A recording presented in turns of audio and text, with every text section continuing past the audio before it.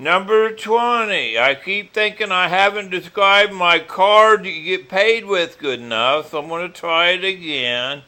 That's like the way they do it now. You got to run a printing press for more money because after you get paid, they take it away from you, and then they got to print more money. But my way is run on the clock. That's like the clock runs, there's always more time.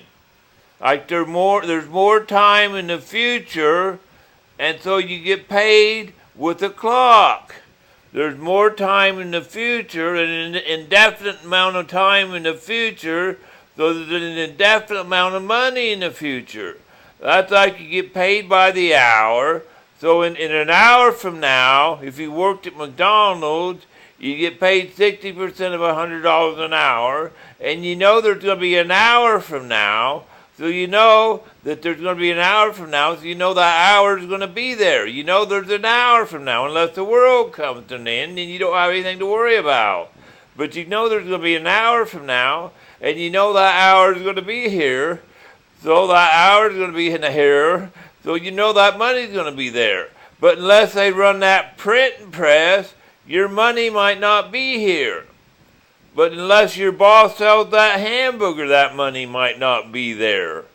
But with my way, that time's always going to be there, so your money's always going to be there. Unless your boss sells that hamburger, your money might not be there the way they're doing it now. But that hour's always going to be there, so you're always going to get paid. The federal government pays you, and that money will come from nowhere. There's always going to be that time. That time's always there in the future. That clock's always ticking. And that's like, now they got to run a printing press. And if you're not running a printing press, that money's not there. But, my way, you're not going to run a printing press. Although they may run a little bit in printing press, and you may take your card to the bank and get money if you need money for something where they don't have a machine where there's a card. But where they have machines, you just go in with your card and get by, like you go to Walmart and buy something, and you use your card at Walmart and Kmart or any store where they have a card and buy stuff. But like your labor per hour, you get paid by the hour, and your physical effort, your work, your labor, and the federal government, it all works in there in the fashion. The federal government, although they don't give money, they give the money to wherever you buy something.